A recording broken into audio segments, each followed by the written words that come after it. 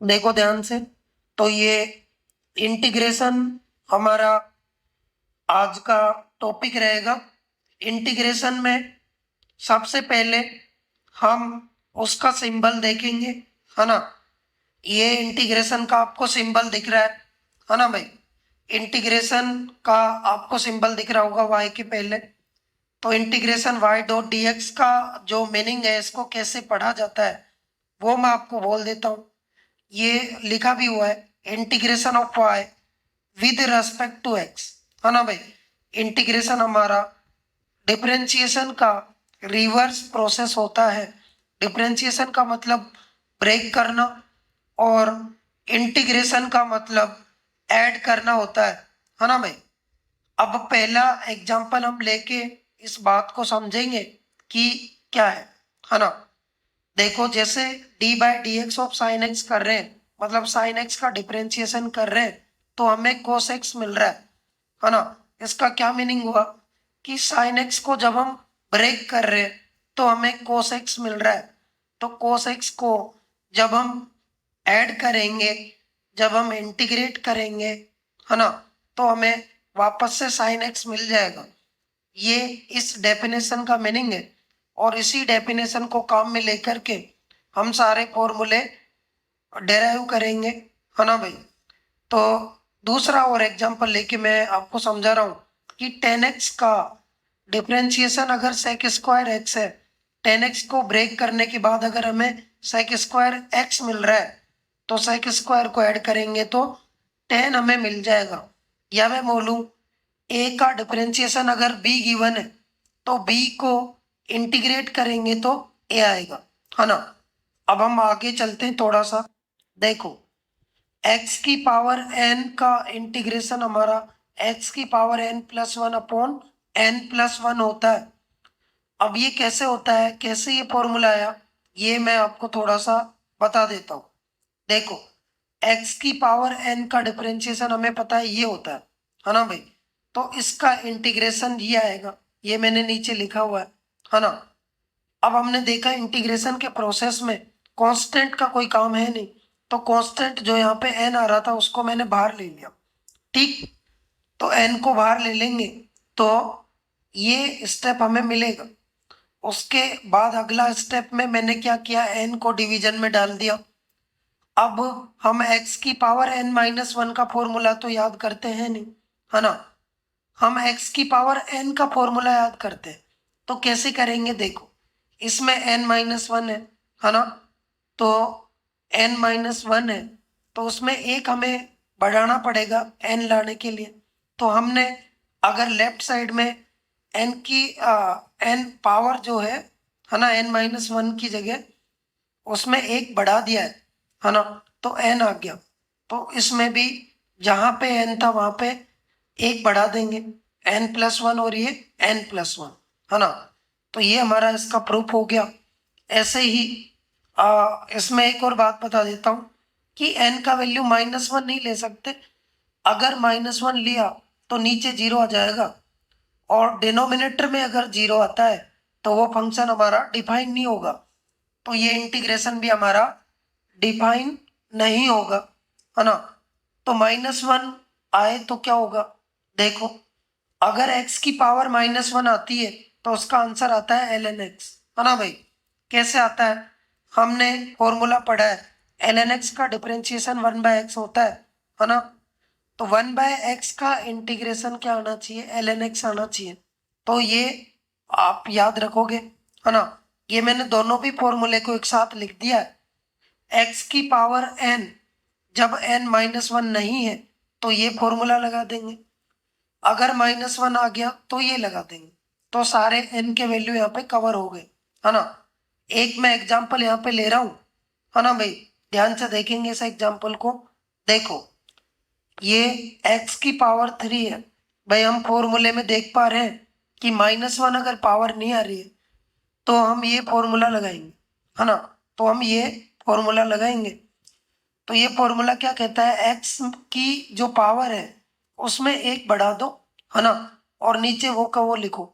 देखो, यहाँ से समझ आएगा, x की पावर थ्री है, उसकी पावर जो थ्री आ रही है, x की पावर थ्री, उसमें एक बढ़ाओ, एक्स की पावर 4 आएगा और नीचे वो का वो लिख दो, है ना। अब ये 1/x आ गया, ये तो x की पावर -1 है ना।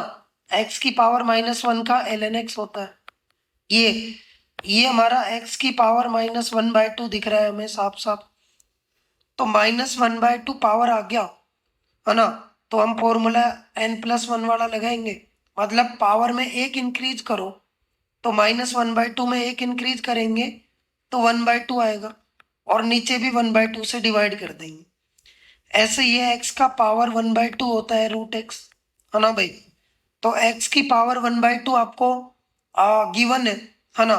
इसका हमें इंटीग्रेशन करना है, तो हमें पावर में एक इंक्रीज करना पड़ेगा और नीचे वो का वो नंबर आ जाएगा, है ना। अब ये 2 आ गया, तो इसको हम ऐसे लिख सकते हैं 2 इंटू एक्स की पावर 0, है ना। तो ये 2 का तो 2 आ गया, x की पावर 0 का अगर हम करें, है ना, तो कैसे करेंगे, पावर में एक बढ़ा दो, नीचे वो का वो नंबर करेंगे डिवाइड में, तो 1 से डिवाइड करेंगे तो यही दिखेगा हमें, है ना। ये x की पावर 1/5 होता है ना। ये भी पावर का आ गया, पावर में एक बढ़ा देंगे, है ना। 1/5 में 1 इंक्रीज करो तो ये 6/5 आएगा, नीचे भी वो का वो डिवाइड कर देंगे, ठीक है ना। अब हम थोड़ा सा आगे चलते हैं। देखो ये जो सवाल मैंने आपको HW में दिया है, ये आप खुद से करोगे, है ना।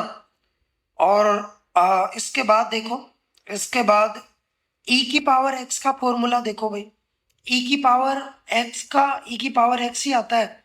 कैसे, हमें पता है कि डिफरेंशिएशन भी e की पावर x का e की पावर x खुद ही आता है ना। तोड़ने के बाद भी e की पावर x आता है, तो e की पावर x को जोड़ेंगे तो अगेन वही मिल जाएगा, है ना। ऐसा कोई दिक्कत है नहीं। अब हम a की पावर x का देखेंगे, है ना, उसका फॉर्मूला ये है। अब ये आया कैसे वो देखते हैं, है ना। देखो a की पावर x का डिफरेंशिएशन हमारा ये होता है, तो इसका इंटीग्रेशन ये आएगा, तो ये मैंने नीचे लिख दिया है। अब पहले के जैसे ही हम कांस्टेंट को बाहर ले लेंगे और हमें ये स्टेप दिख जाएगा। अब मैंने कांस्टेंट को डिवीजन में डाल दिया है, तो a की पावर x का जो इंटीग्रेशन आएगा वो हमें मिल गया है, और ये हमें याद करना है ना। इसके बाद ट्रिग्नोमेट्री के मैंने एक साथ ही लिख दिए, देखो ध्यान से, है ना भाई। साइन x को ब्रेक करने के बाद कोस एक्स आता है, तो कोस एक्स को जोड़ेंगे तो साइन आएगा।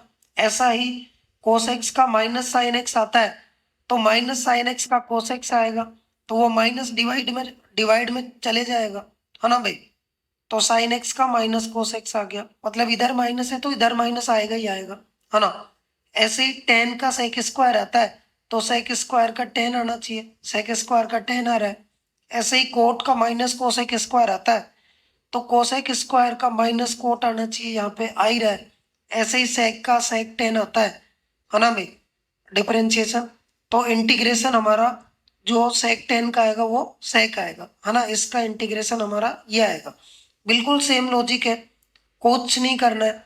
कोसेक का हमारा ये आता है, तो इसका जो आएगा, है ना भाई, कोसेक इंटू कोट का माइनस कोसेक आ जाएगा। बिल्कुल सेम लॉजिक है। और आगे देखते हैं भाई, है ना। देखो ये एक सवाल हम करते हैं, है ना। देखो देखो भाई, कांस्टेंट जो होता है ना, उसको बाहर ले लिया। e की पावर x का e की पावर x ही आता है। ये 5 का पावर x है, a का पावर x हमने सीखा है, a की power x upon ln a, है ना। ऐसे ये 1/3 को बाहर ले लेंगे, साइन का माइनस कोस एक्स हो गया, है ना। ऐसे ही 1/3 को यहाँ पे भी बाहर ले लेंगे, और सेक स्क्वायर का 10x आ गया, है ना। तो ये इस तरीके से हम कर देंगे चीजों को, देखो ध्यान से। अब यहाँ पे हम एक छोटी सी बात समझने की कोशिश करेंगे, है ना भाई, जो मैंने आपको शुरू में नहीं बताई, है ना, वो कुछ समझ के ही नहीं बताई, ताकि आप कोर कंटेंट सीख पाओ। देखो अभी सीख रहे हैं हम, थोड़ा सा मैं आगे बढ़ता हूँ। हाँ अभी देखो, देखो ध्यान से। ये साइन एक्स का डिफरेंशिएशन हमारा कोसेक्स आता है, साइन एक्स +3 का भी कोसेक्स आता है। साइन एक्स प्लस 5 का भी कोसेक्स आता है, साइन एक्स प्लस किसी भी कांस्टेंट का कोसेक्स ही आता है ना, अगर मैं बहुत ज्यादा जनरल फॉर्म में बोलूँ तो, है ना। तो ये मैंने बोला था कि भाई डिफरेंशिएशन का उल्टा इंटीग्रेशन है, तो साइन एक्स का डिफरेंशिएशन हमारा कोसेक्स आ रहा है, तो कोसेक्स का इंटीग्रेशन क्या आना चाहिए यहाँ पे, तो देखो कोसेक्स का इंटीग्रेशन साइन एक्स आना चाहिए, इसके हिसाब से साइन एक्स प्लस 3 आना चाहिए, इसके हिसाब से साइन एक्स प्लस 5 आना चाहिए, इसके हिसाब से साइन एक्स प्लस कॉन्स्टेंट आना चाहिए, ये ज़्यादा जनरल है ना। तो अब हम क्या लिखें, है ना भाई, तो यहाँ पे मैं आपको बता देता हूँ कि कोसेक्स ये सारे केस कवर हो जाने चाहिए, है ना, इस तरीके से हमारा आंसर आएगा, ये सारे केस कवर होने चाहिए, है ना। तो मेरे को ये बताओ, अगर मैं ऐसा लिखूं, अगर मैं ऐसा लिखूं कि कोसेक्स का जो इंटीग्रेशन आएगा वो साइन एक्स प्लस कॉन्स्टेंट आएगा, तब ये सारे भी जो हमारे चारों रिक्वायरमेंट है वो फुलफिल हो जाते हैं, है ना। तो यहाँ से हम देख सकते हैं कोसेक्स का जो आंसर आएगा वो साइन एक्स प्लस सी आएगा, है ना। तो आप जितने भी ये इंटीग्रेशन आए उसमें जो भी कोर कंटेंट मैंने आपको सिखाया उसमें कांस्टेंट ऐड कर दोगे तो आपको कंप्लीट आंसर मिल जाएगा, है ना। आगे चलते हैं थोड़ा सा, है ना भाई। देखो ये मैं थोड़ा बता देता हूँ कांस्टेंट कैसे ऐड कर दोगे। जैसे इसके cos x का आंसर sin x आया था, मैंने जो पहले सिखाया उसमें प्लस सी कर दोगे। ऐसे ही यहाँ पे जैसे ये पूरा आ गया इसमें प्लस सी कर दोगे, ऐसे ही बाकी सारे में भी यहाँ पे भी sin x प्लस सी माइनस cos x प्लस सी, इस तरीके से आप कांस्टेंट ऐड कर दोगे, है ना। लॉजिक मैंने आपको बता दिया। अब ये ऐसे यूजफुल मेथड मैं आपको बता रहा हूँ, ऐसा मेथड बता रहा हूँ जो कि फिजिक्स में सबसे ज्यादा बार काम आता है ना, ये इंटीग्रेशन मेथड। तो इसको मैं आपको प्रूफ नहीं दे रहा हूँ, है ना, मैं डायरेक्ट ही बता रहा हूँ, है ना। देखो तो डायरेक्ट ही मैं आपको समझा के बता रहा हूँ, है ना भाई, ध्यान से देखो। आप जब भी ऐसा आपको दिखे, है ना, तो आप क्या करोगे, आपको अगर ऐसा दिख रहा है तो आप क्या करोगे वो मैं आपको ध्यान से बता रहा हूँ, आप ध्यान से सुनोगे तो समझ आएगा।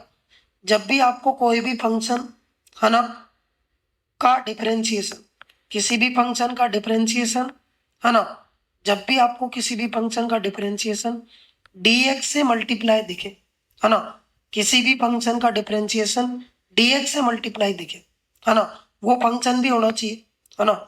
इंटीग्रेशन में कोई भी फंक्शन और उसका डिफरेंशिएशन dx से मल्टीप्लाई अगर आपको दिख रहा है तो आपको क्या करना है, देखो ध्यान से भाई, इसके पर्टिकुलर केस के बारे में पहले पढ़ते हैं तो ज्यादा अच्छे से समझ आता है। देखो देखो यहाँ पे हम देख रहे हैं कि साइन एक्स का डिफरेंशिएशन कोस एक्स यहाँ पे dx से मल्टीप्लाई है, साइन एक्स का डिफरेंशिएशन कोस एक्स यहाँ पे dx से मल्टीप्लाई है, तो हम उस फंक्शन को t मानते हैं जिसका डिफरेंशिएशन dx से मल्टीप्लाई है ना भाई। तो साइन एक्स को मैंने t मान लिया, है ना, क्यों माना, क्योंकि इसका डिफरेंशिएशन जो है वो dx से मल्टीप्लाई था। अब मैं दोनों तरफ डिफरेंशिएशन करता हूँ, है ना, डी बाई डी एक्स कर देता हूँ, तो ये हमें ऐसा दिखेगा, है ना भाई। तो ये हमें cos x into D x D T दिखेगा। अगर हम इसको थोड़ा सिंपल करें, देखो देखो भाई, cos x dx को तो हम पूरा dt लिख देंगे, cos x dx को तो dt लिख देंगे, dt लिख देंगे, है ना। साइन की पावर 5x आ गया, इसको क्या लिखेंगे, साइन x हमारा t था तो साइन की पावर 5 का मतलब t की पावर 5, तो ये आंसर आ गया t की पावर 6/6। अब हमें क्या करना होगा, t का वैल्यू वापस से डाल दो, t हमारा साइन था तो साइन की पावर 6/6 आंसर आ गया, है ना। प्लस कांस्टेंट तो हम ऐड ही कर देंगे, ये तो मैं आपको बता ही चुका हूँ रीजन इसका। देखो इसके बाद ये अगला सवाल देखो भाई, है ना, ये सवाल आपको दिख रहा होगा। इसमें अब हम पिछले सवाल को देख के डायरेक्ट इस सवाल के बारे में सोच सकते हैं कि किसी भी फंक्शन का, है ना, डिफरेंशिएशन अगर dx से मल्टीप्लाई है तो आपको उस फंक्शन को t मानना है ना। यहाँ पे ln x का डिफरेंशिएशन जो है वो dx से मल्टीप्लाइड दिख रहा है, तो हम ln x को t मान लेंगे, ln x को t मान लेंगे, है ना। तो 1/x dx हमारा dt हो जाएगा, है ना। तो देखो भाई dx/x ये हम dt लिख देंगे, 2 तो वैसा ही रहने दो, है ना भाई। देखो ध्यान से, dx/x वो तो हम dt लिखेंगे, तो dx/x को dt हम लिख देंगे, है ना भाई। dx/x को dt लिख देंगे। अब 1/2 को बाहर ले लिया तो t की पावर 6 हमारा आ ही जाएगा, है ना भाई। ln x की पावर 6 है, मतलब t का पावर 6 है। अब आगे कैसे करेंगे भाई, ये तो हमें पता है, t की पावर 7/7 आएगा, 2 नीचे था तो 2 × 7 14 हो गया है ना, प्लस c।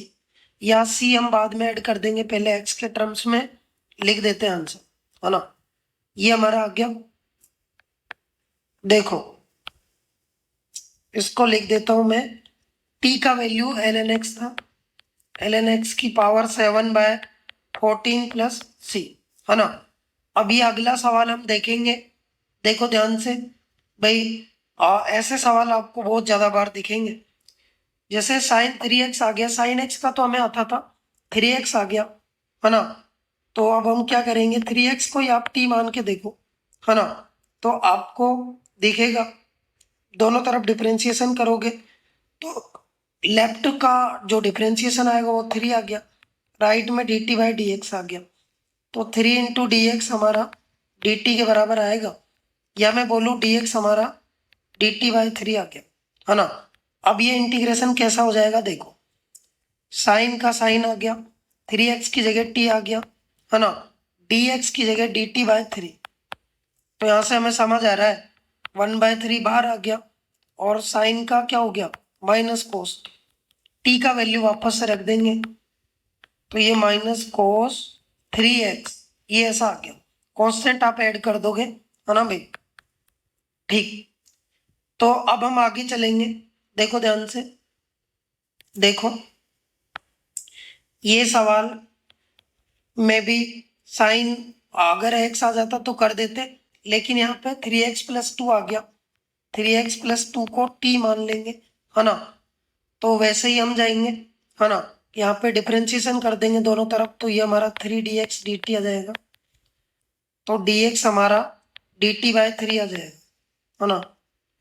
तो ये इंटीग्रेशन हमारा क्या हो जाएगा, देखो ये हमारा अगेन साइन t और ये dt/3, तो यहाँ से हमारा आ गया माइनस कोस t/3, वैल्यू वापस रखेंगे, माइनस कोस t की वैल्यू 3x+2/3।